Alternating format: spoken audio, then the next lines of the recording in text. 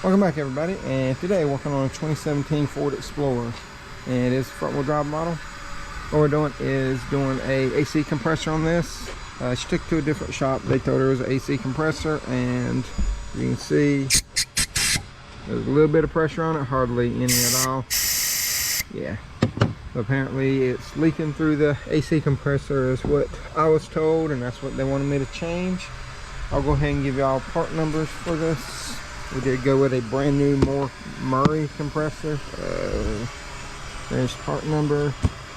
It is 198358, and we got 4 cans of Freon because this one holds like 2.5 pounds. So I went ahead and got 4 cans just to be safe. But let me grab some tools and get everything situated, and then I'll bring y'all back. There may be some background noise. My wife is detailing the car, and then today is Monday, so probably gonna be like some trash trucks picking up stuff and maybe some grass cutting going on, and I apologize for that in advance. First thing we have to do is go ahead and take the belt off, and the tensioner is right here. I don't know how well y'all can see that. And it takes a 3/8 ratchet size. There we go. And you're going to pull it towards the front of the car like this, and that takes tension off of it. So let me set y'all up somewhere. See if I can get it off from around the compressor. There we go. Now we're going to climb underneath, and we're going to take the cover off on this side. This one doesn't have a cover that goes all the way across the bottom, but rather just across the front of the pulley system on this car. Now we're under the car, and like I said, we are going to take this portion right here off, and they just have like these little twist clips up in here and right here, and they just come down like that.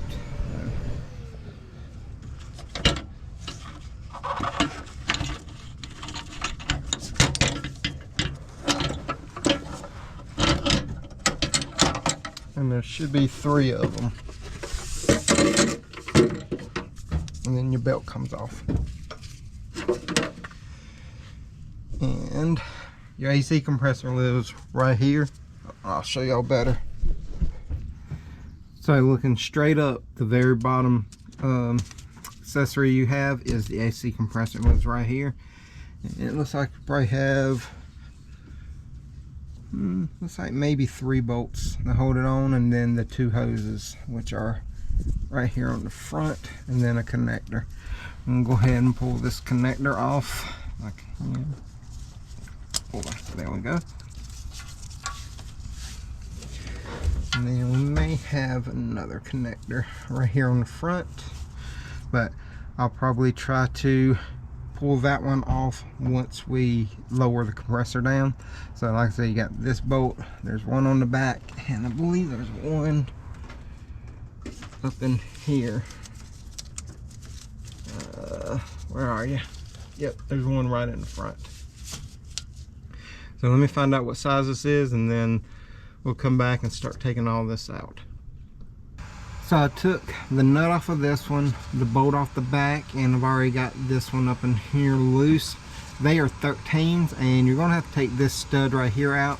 The tip of it is a 5mm, and as you can see, I already got it loose because you won't be able to bring it forward enough to clear this frame rail. But like I said, I do have this loose. Actually, that may have been the AC line that I just took off. I think it was. Yeah, it was the other AC line, which needed to come off anyway, so it kind of works out. It might give me a little bit more of a vantage point. Well, now we know. See if I can get my other hand up in here.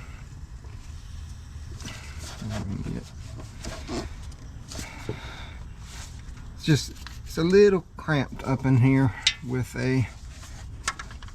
this frame right here, or subframe I should call it.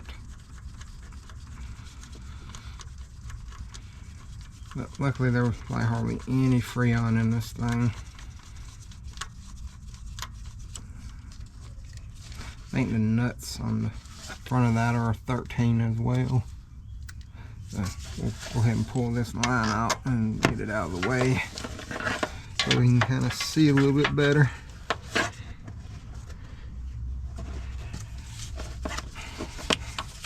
Like, I can barely get my hand up in here. I can probably pull this connector out now.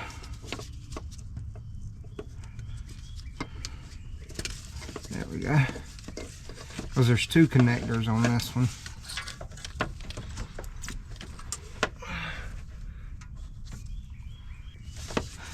The other bolt is right above the connector, actually. Now you can see that it's loose. And thread this out.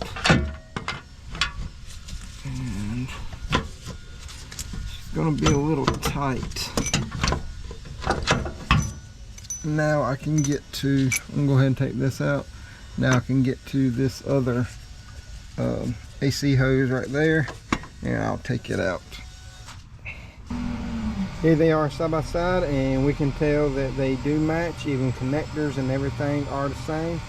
So what I'm going to do is take these off right here, and then I'm going to drain all the oil out and put the correct amount back in there. So let me take these off and drain it, and then whenever I get ready to put it in, I'll bring y'all back to tell y'all how much you need to put in there. I drained the oil out, and the way I did this was I just took the plugs out, and make sure you rotate the clutch right there, not just the pulley. You need to actually actuate the clutch right here, turn it, and it should come out of this back side right there. That's where mine come out. And I've already put PAG oil in it, and it uses 8 ounces. This right here is a full 8 ounce of PAG 46. That's what I put in there. Just dumped it back in there. It's going to fill up. I rotated it. It went down, and you just keep doing that till it closes up, or till it runs down and it fills it up. And it says like 8.4 or something like that. That's what the service data said. But I just put the 8 ounces in there because I know there's probably some residual in there. It didn't get all of it out, so an 8 ounce bottle should be just fine. But I'm going to put the caps back on because I don't want any of it to run out while I'm sticking it back up in there.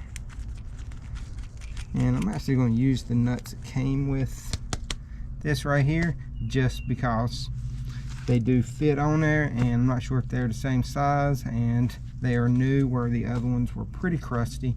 So let me go in, get some O-rings. I always keep O-rings with it. It does come with these little O-rings right here, but I do not believe those are the correct ones for this vehicle. So let me go get the correct ones. We'll change them on there. And also there was a flat gasket on one of them as well, because I guess it needs a double sealer on that one. But let me go look, see what I got, and we'll change those out. So I got some new O-rings on here, put some PAG oil on there to lube them up, make sure that they slide in real easy. And now what we're going to do is try to fish this compressor up in here. And I thought I was going to be able to leave these little plugs in here, but I may not, because I need to start this one right here anyway.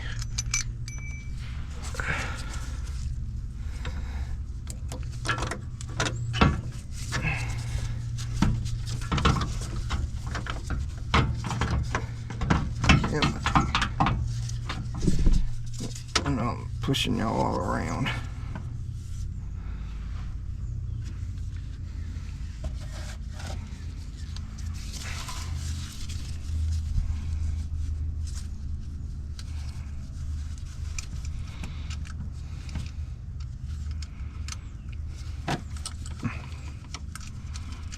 Yeah, that started at least.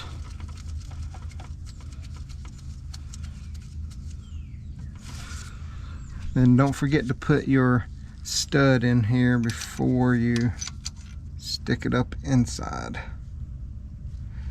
And I may be able to get my ratchet on there in this position. Oh yeah.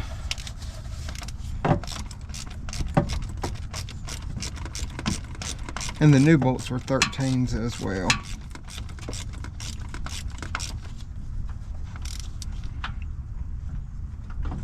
There's that one.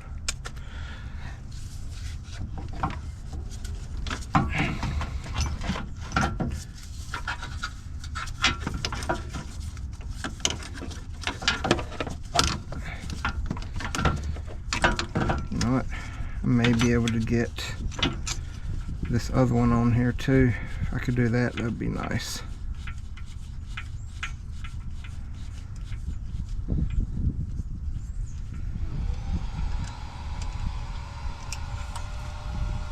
There's the nut. Get this cap off.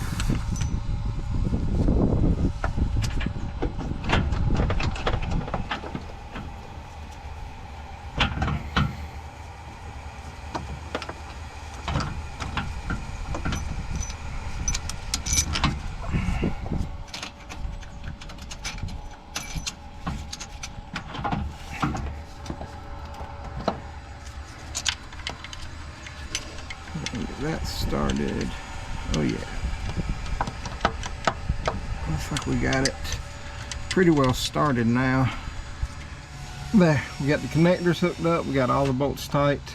Now all we gotta do is put the belt back on and put this cover on, then we can pull a vacuum, make sure everything is holding tight, and then after we do that we can start putting Freon in it.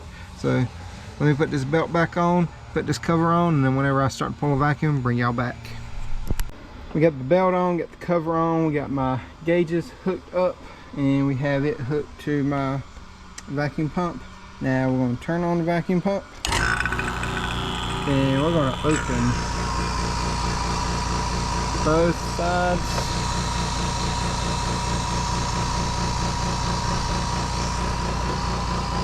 And you should see it pull down to negative vacuum. You see this one, the middle line won't close all the way. But you should see that pull down, and you should see that one going down now. About 28 on the negative side is about as low as you're going to get. 30 is like perfect, but you're never going to get 30. So we're going to let this run for about 15 minutes, and then after it runs for about 15 minutes, we're going to close off the valves, and we're going to let it sit for about another 15 or 20 minutes, just so we can make sure that it doesn't go down too much. So let me let this run for a little bit, and then I'll bring y'all back whenever I close it off, just to show y'all how I do it. So I've had it running for probably about 20 minutes now, and now what we're going to do is I'm going to close these off.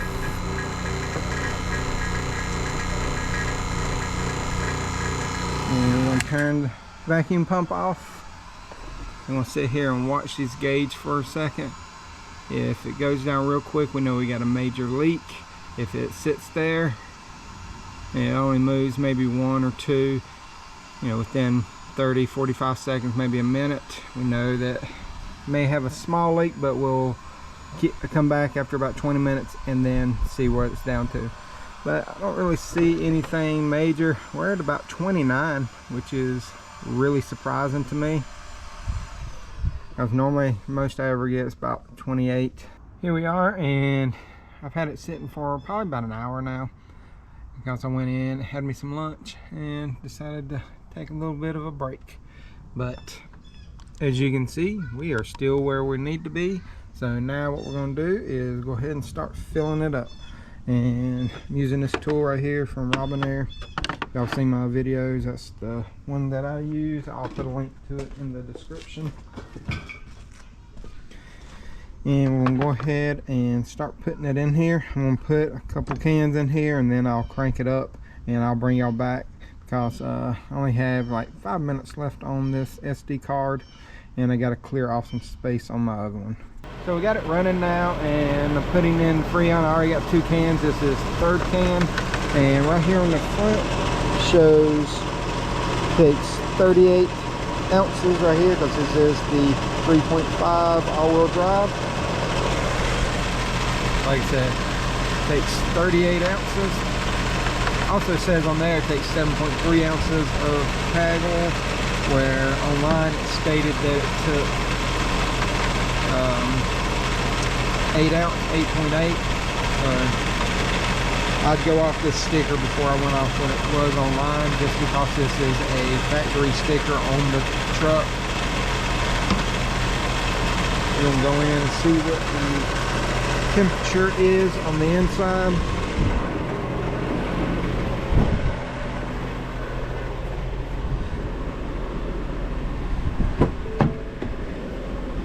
It's about 70 something degrees now, like in outside.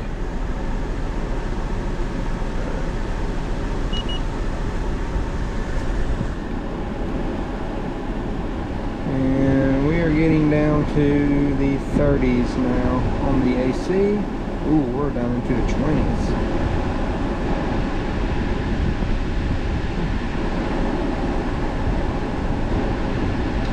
Measuring it.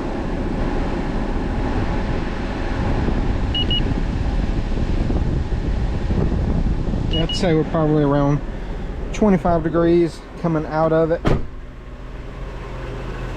Now when you put this Freon in, make sure you put it in on the low side, because this can go in as a liquid and you do not want it to go in on the high side as a liquid. Like I said, we are around like 30 and about 145-ish on that. Went up a little bit, we're about almost 35. I'd like to see a little bit higher. We got to put just a little bit more in there. We got probably a few more ounces that need to go in, and then we should be good. So let me finish this off, and when I come back, we'll check temperature again, then I'll close out the video. So we're in it right now, and we're about in the teens there, around 30 in the middle, which is pretty good. About teens on that one, and then over there we are in the 20s also. So I consider that a win, considering it is 82 degrees outside. But if y'all have any questions, comments, concerns, please leave them in the comment section. I'll get to them as soon as possible. And if I left anything out, any specs or anything, or if I had anything wrong, y'all please let me know, and I will correct it in the comment section. But y'all remember, torque this tight, and y'all have a great day.